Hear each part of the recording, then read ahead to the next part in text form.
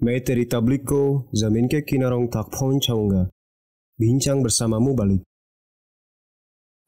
Assalamualaikum warahmatullahi wabarakatuh.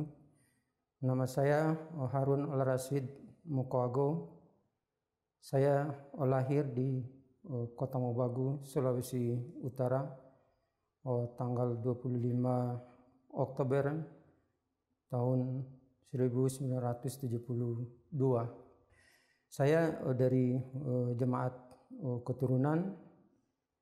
Saya masuk Jamiyah tahun 1994 dan lulus tahun 1997. Saat ini saya bertugas di jemaat Perigi Pondok Aren, Tangerang Selatan.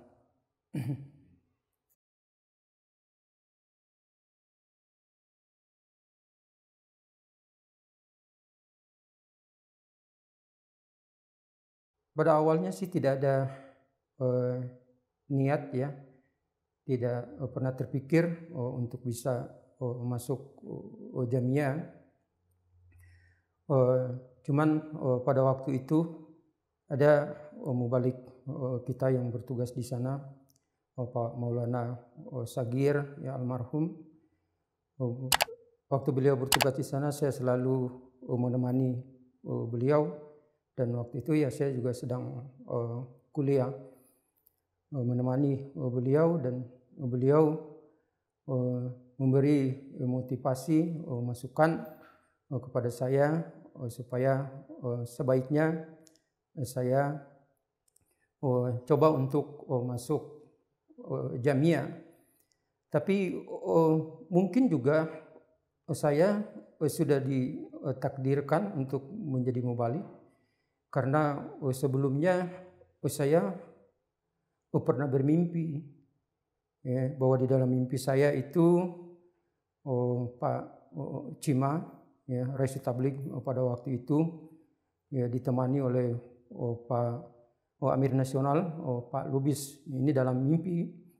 Dan waktu itu beliau berkunjung ke sana di Kota Mobagu, dan beliau memberikan dan memasangkan langsung kepada saya baju beliau ya, itu baju ala Pakistan, itu baju salwar. Tetapi waktu itu saya tidak berpikir bahwa nantinya saya akan masuk Jamiyah dan akan jadi mubalik. Kemudian pada waktu itu kebetulan ada jalsa nasional. Ya, kita hadir, datang untuk ikut jalsa nasional. Kemudian setelah jalsa ada KPA nasional, langsung ada KPA nasional, dan kita pun juga ikut. Ada beberapa teman-teman saya yang seangkatan yang ya juga ikut KPA nasional waktu itu. Nah, setelah KPA selesai, ada pendaftaran di Jamiyah, dan kita mendaftar, dan alhamdulillah saya lulus, diterima di Jamiyah ya, pada waktu itu.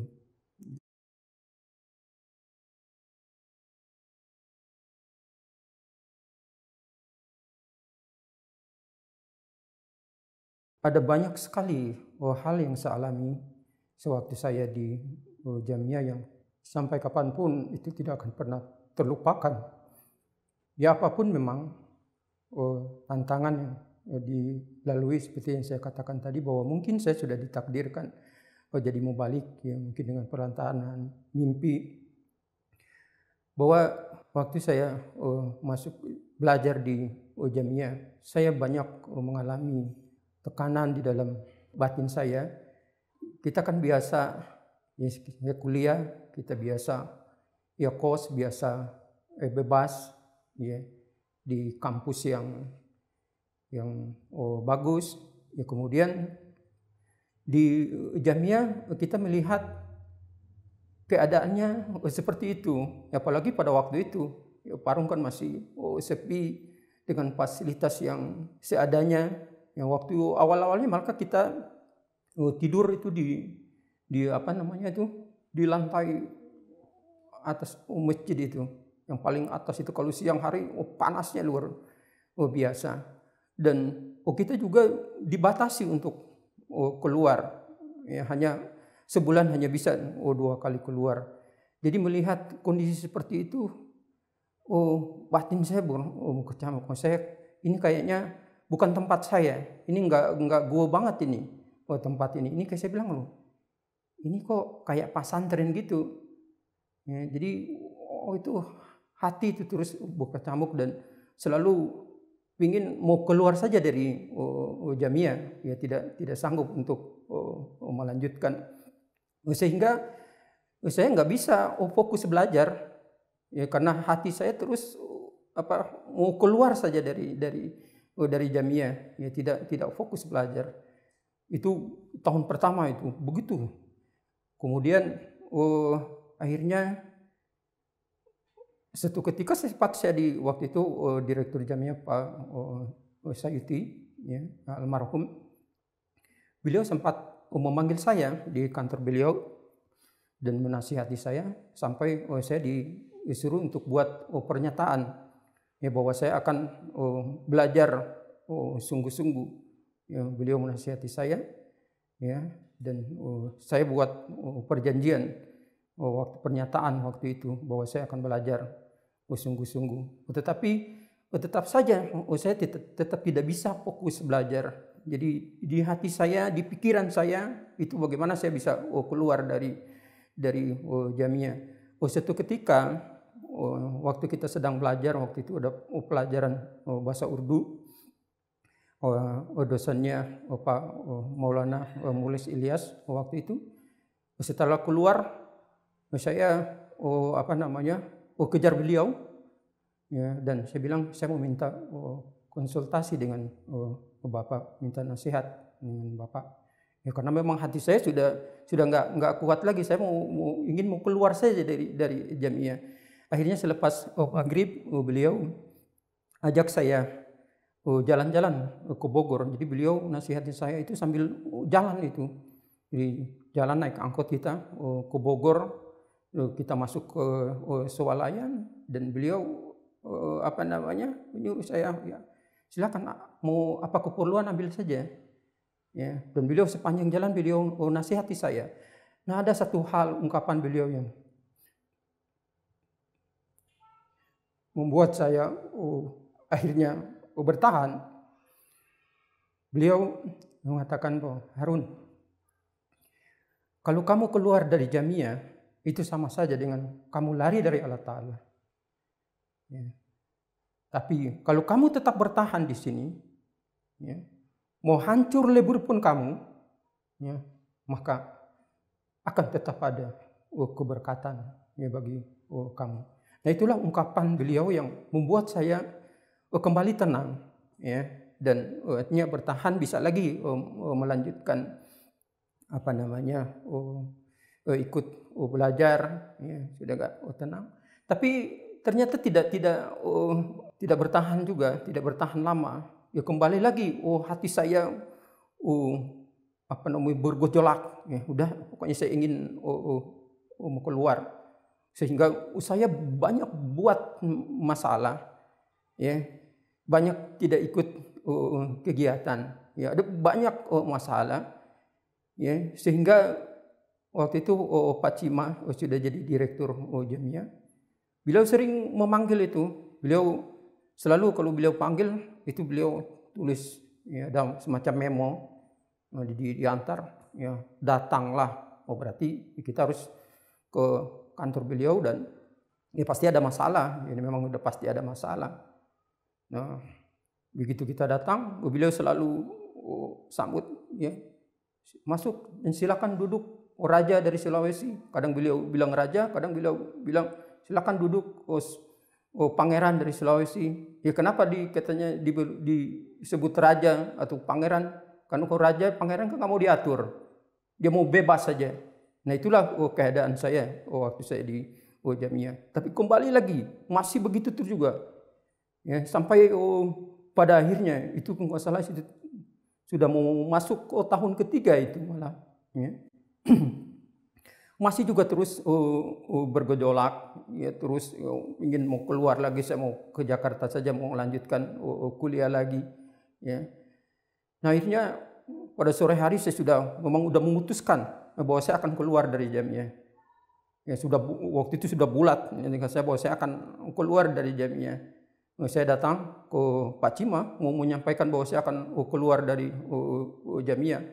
Ya, selesai ketuk pintu, beliau buka pintu. Biasanya kan beliau langsung suruh masuk dulu kan, suruh duduk.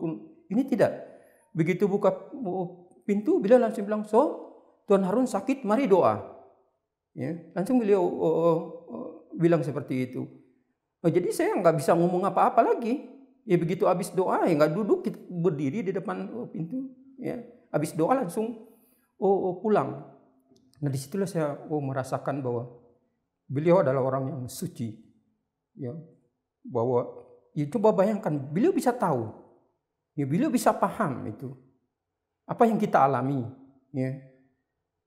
Dan beliau berdoa, dan setelah itu saya kembali tenang lagi, ya, dan terus ikut pelajaran, ya, dan pada akhirnya lulus. Nah waktu di zaman kami kan kita itu angkatan 3 tahun yang terakhir. Di zaman kami itu ada program untuk ditambah 2 tahun. Nah waktu itu saya juga masuk, ya, saya dipanggil waktu itu, kita ada 4 orang, ya, ada 4 orang, kita dipanggil oleh Pak Cima, Pak Direktur. Beliau tanya, ya, masing-masing, ya, waktu itu bersama-sama saya, hampir semuanya tidak ada yang mau melanjutkan, ya pingin tugas saja, ya termasuk saya. Beliau tanya, "So Tuan Harun mau tambah lagi 2 tahun?" Saya bilang, "Kalau boleh Tuan mau tugas saja." "So Tuan mau pingin kawin?" Nah, jadi beliau jawab seperti itu. Jadi beliau bisa ngerti, bisa paham, ya apa yang ada di hati kita. Jadi sebagaimana yang saya katakan tadi, bahwa mungkin saya sudah ditakdirkan jadi mubalik, ya pada akhirnya saya lulus juga, dan alhamdulillah saya termasuk 4 orang yang lulus secara normatif. Yang lulus secara normatif, punya semua pelajaran lulus.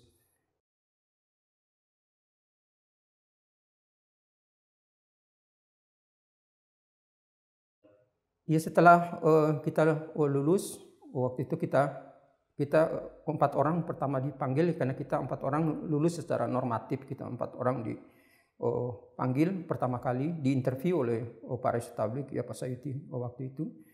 Nah, beliau waktu itu tanya ke saya, "Harun mau tugas di mana?" Saya bilang, "Saya di mana saja, siap." Terus beliau bilang, "Gimana kalau tugas di Medan?" Itu Pak Maulana Zapura Ponto minta Harun tugas di Medan. Nah akhirnya saya berangkat, ya, saya tugas pertama di Medan, ya karena kenapa beliau waktu itu meminta saya tugas di sana, karena waktu itu kan beliau sebagai mubalik wilayah Sumbagut, ya, mulai dari Aceh sampai ke Sumbar. Ya, belum seperti sekarang. Jadi dulu satu membalik wilayah saja. Beliau sering keluar daerah, ya, sehingga kan tentu ya harus ada, tidak boleh kosong kan di markas, ya, harus ada membalik, ya, di sana, sehingga waktu itu beliau minta ke Rasul Tablik, ya, supaya saya tugas di sana. Di awal, di bulan-bulan pertama saya tugas di Medan, ya mungkin saya waktu itu ya tinggal di guest house, ya, di samping rumah misi Medan. Ya di bulan-bulan pertama ya sempat lagi bergejolak lagi, ya sama sewaktu masih di Jamiah, bergejolak lagi. Jadi padahal dibandingkan dengan teman-teman lain kan, ya kita tugas maksudnya di kota kan, tetapi masih juga bergejolak itu di bulan-bulan pertama sempat terbesit keinginan bahwa akan balik lagi ke Jakarta gitu. Ya. Nah, sempat juga mau sampaikan ke mau balik wilayah waktu itu, keinginan itu untuk ya maksudnya ya kita balik lagi ke Jakarta, tidak mau mau balik lagi. Tetapi lagi-lagi ya dengan pertolongan Tuhan ya, begitu saya ketuk pintu ya untuk masuk ke rumah misi, ya beliau langsung menawarin saya untuk masuk dan makan, ya sehingga ya kita lupa lagi ya, niat ya untuk menyampaikan bahwa kita ya ingin mau balik lagi ke Jakarta. Ya. Nah, tapi setelah saya mungkin termasuk yang cepat sekali menikah dari semua teman-teman ya seangkatan. Sebelum 6 bulan saya sudah menikah, dan setelah menikah saya mulai sudah agak sudah tenang ya, tidak ada lagi ya, ini sudah bisa bekerja dengan baik, sudah tidak ada lagi gejolak, dan kita sudah mulai menemukan jati diri kita sebagai seorang mubalik. Saya tidak lama sih tugas di Medan, tidak sampai setahun.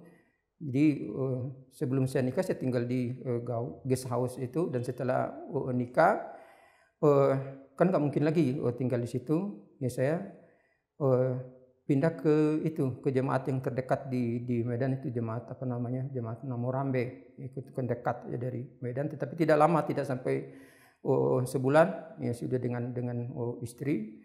Dan waktu itu lagi musim kemarau, di sana tidak ada air sama sekali, sehingga kita mengambil air itu sangat jauh, itu terus ke hutan itu jauh. Untuk saya tidak lama, tidak sampai sebulan itu, kemudian saya ditugaskan di Pekanbaru.